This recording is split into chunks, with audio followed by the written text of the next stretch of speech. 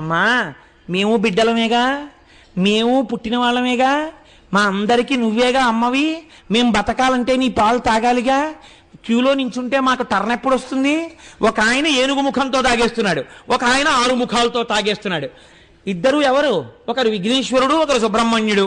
వీళ్ళిద్దరూ తాగాక ఇంకేముంటాయమ్మా అని పిల్లలందరూ ఆకలితో నిలబడ్డారని అమ్మవారు వెంటనే సూర్యుణ్ణి చంద్రుణ్ణి తన స్థనములుగా సృష్టించిందిట.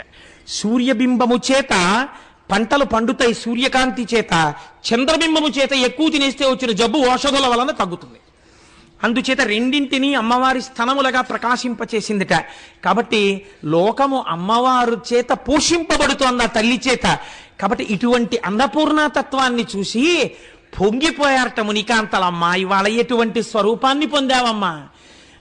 అందుకే మీరు చూడండి, పూర్వం ఎక్కడైనా భోజనాలు పెడితే వెంటనే